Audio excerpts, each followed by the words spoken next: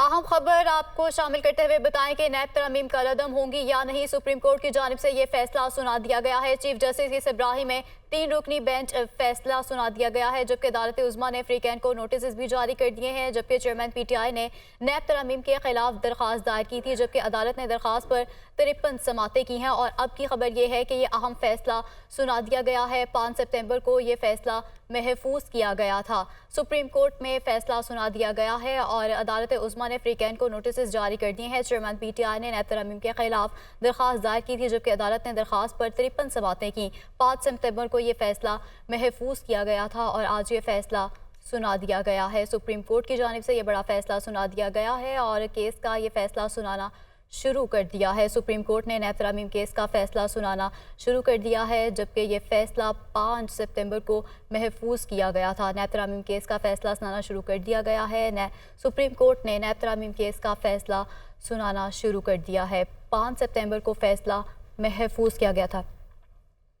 Justice Mansoor Ali Shah ने इस फैसले से इख्तलाफ किया है। नैब तरमीम केस सुप्रीम कोर्ट के 2 जजेस का अक्सरियती फैसला सामने आया है। जस्टिस मंसूर अली शाह का नैब तरमीम केस में फैसले से इख्तलाफ सामने आया है। तो ये अहम केस है जिसके मुतालिक आपको बताएं कि नैब तरमीम केस सुप्रीम कोर्ट ने फैसला सुनाना शुरू कर दिया है। चीफ जस्टिस उमर अता बंदयाल की सरबराही में 3 रुकनी बेंच फैसला सुना रहा है और नैब तरमीम केस सुप्रीम कोर्ट के 2 जजेस का अक्सरियत ये फैसला है। और ऐसे में जस्टिस मंसूर अली शाह का नैब तरमीम केस में फैसले से इख्तिलाफ भी सामने आया है। नैब तरमीम ये केस है। नैब तरमीम केस में सुप्रीम कोर्ट ने फैसला सुनाना अब शुरू कर दिया है। चीफ जस्टिस उमर अता बंदयाल की सरबराही में 3 रुकनी बेंच ने फैसला सुनाया है। नैब तरमीम केस सुप्रीम कोर्ट के 2 जजेस का अक्सरियती फैसला ये सामने आया है। जस्टिस मंसूर अली शाह का नैब तरमीम केस में फैसले से इख्तलाफ भी सामने आया है और ये अहम फैसला अब सुनाना शुरू कर दिया गया है।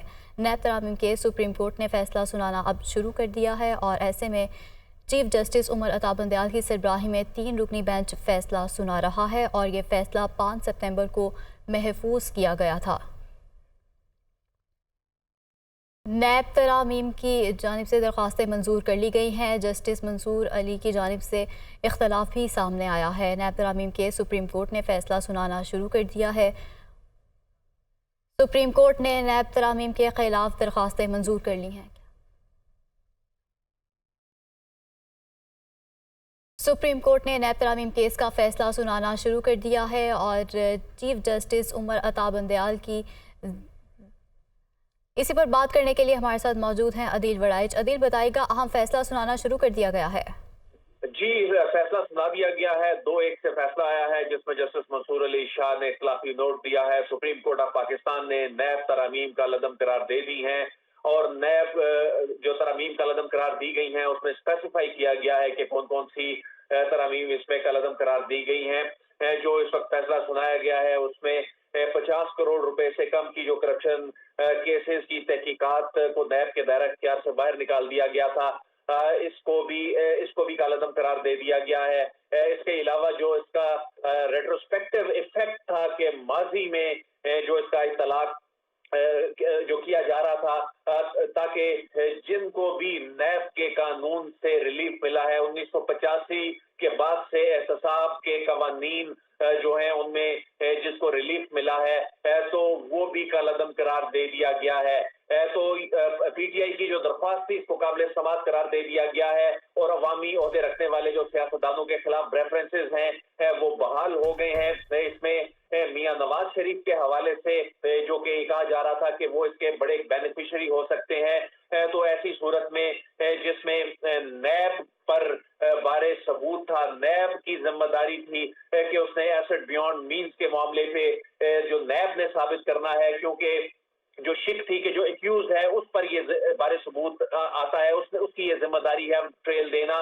तो इससे मुतल्लिक ये इसमें से प्रोविजंस निकाल दी गई थी नई तरमीम में से जब PDM हुकूमत आई, तो उसमें से जो सबसे इम्पैक्ट रखने वाली जो तरमीम थी जिसमें एक तो रेट्रोस्पेक्टिव इफेक्ट यानी माजी में इसका इतलाक और दूसरी वो के बारे सबूत जो है वो नैब पर आ गया था। तो इस हवाले से सुप्रीम कोर्ट ऑफ पाकिस्तान पहले ही अपने रिमार्क्स में ये कह चुकी थी कि नैब तरमीम में बहुत से जराइम खत्म हो गए या तब्दील कर दिए गए और नैब तरमीम से कुछ जराइम को साबित करना इंतहाई मुश्किल हो गया है। तो इसमें जनाब चीफ जस्टिस उमर साहब बंदियाल ने ये रिमार्क्स भी दिए थे कि नैब कानून में कई खामियां हैं और इसका इतलाक भी दुरुस्त तरीके से नहीं किया गया। और उसके बाद फिर वही हुआ कि जो नैब तरामीम जो है वो कल अदम करार दे दी गई और जो अवामी ओहदों पर बैठे जो अफराद हैं उनके केसेस जो रुक गए थे, जो इस कानून की वजह से बहुत सी अदालतों ने केसेस वापस नैब को भिजवा दिए थे, तो वो केसेस अब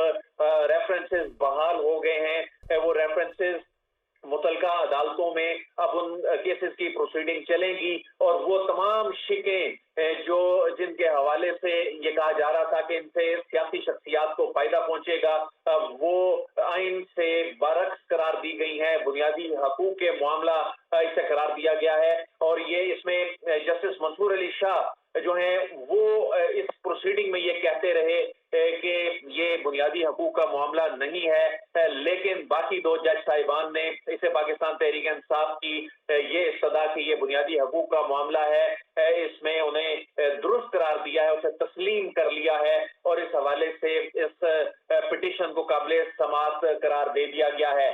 तो ऐसे में जो 500 मिलियन की हद तक के रेफरेंसेस नैब के दायरा कार से बाहर चले गए थे, वो रेफरेंसेस नैब की जुरिस्डिक्शन में आ गए और अवामी ओहदा रखने वाले सियासतदानों का जो मामला था उसमें 1985 के बाद से इसमें जिन सियासतदानों के खिलाफ जो करप्शन केसेस थे उसमें वो मुतलका इदारों ने अगर साबित नहीं किए थे, उन पर जो ट्रेल का मामला था उसमें उनको रिलीफ मिलना था। तो जो एवन फील्ड का जो मियां नवाज शरीफ का केस है, इसके अलावा जो दूसरा नैब का जो केस है इसमें मियां नवाज शरीफ की डिस्क्वालिफिकेशन भी हुई थी और उनको जेल की सजा सुनाई गई थी, अजीजिया केस, और उसमें उनकी जो अपील है वो अपीलें उनकी अभी तक पेंडिंग है। तो उसमें भी अभी तक वेट किया जा रहा था कि इस केस की फेट क्या होगी, इस पिटीशन की किस्मत का फैसला कैसे होगा, क्योंकि इससे बड़े पाकिस्तान के बड़े सियासतदानों की किस्मत के फैसले जुड़े थे,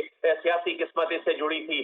तो ऐसे में जो मुतअद्दिद शिकें कालअदम करार दे दी गई हैं, इसमें जुज़वी तौर पर इन दरख्वास्तों को मंजूर किया गया है और इसमें उन शिकों को डिस्कस करते हुए उनको डिस्क्वालीफाई किया गया है। और अब जब तफसीली फैसला जब ये तहरीरी तौर पर सामने आएगा तो वो बड़ा अहमियत का हामिल होगा कि जो कौन किस नौयत की जो इंक्वायरीज हैं, किस नौयत के जो रेफरेंसेस हैं, मजीद उनको किस तरह से इसने इम्पैक्ट किया है।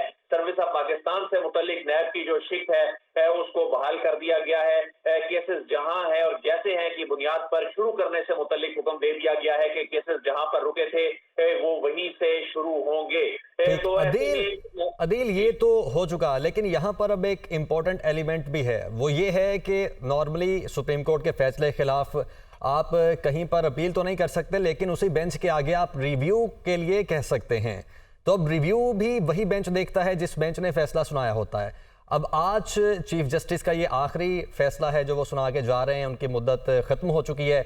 अब अगर कल को दोबारा रिव्यू के लिए जाती है, कोई भी फ्रीक रिव्यू के लिए जाता है, तो वो नया बेंच फिर बनेगा, नए चीफ जस्टिस उसकी सरबराही करेंगे, तो फिर वो फैसला भी मुतवक्के तौर पर बदल सकता है या यही रह सकता है? ऐसी सूरत में जब रिव्यू होता है और मुतलका जो जज साहब उस बेंच का हिस्सा होते हैं वो अगर अवेलेबल ना हो, वो रिटायर हो जाएं, तो उसमें फिर चीफ जस्टिस ऑफ पाकिस्तान के पास ये इख्तियार होता है कि उसमें वो नए जज साहब जो हैं इंक्लूड कर सकते हैं। बाकी जो जजेस होते हैं वही होते हैं, लेकिन इसमें जो प्रैक्टिस एंड प्रोसीजर से मुतल्लिक केस भी अब ये मंडे से शुरू होने जा रहा है। 18 सितंबर से वो भी समाअत के लिए मुकर्रर हो चुका है। जी, वो भी समाअत के लिए मुकर्रर हो चुका है। तो ऐसे में ये भी सुप्रीम कोर्ट के ज़वाबित कार क्या होंगे आने वाले वक्त में और ये रिव्यू से मुतल्लिक चीजें क्या होंगी, तो ये भी बिल्कुल आपस में ये चीजें जुड़ी हुई हैं और इनका एक दूसरे पर इम्पैक्ट है। तो ऐसे में आज जो फैसला आया है, इस फैसले में जो जुज़वी तौर पर वो जो सदा की गई थी वो मंजूर की गई है और इसमें कहा गया है कि जो केसेस, करप्शन केसेस जहां से रुके थे वहीं से 7 रोज में शुरू किए जाएं।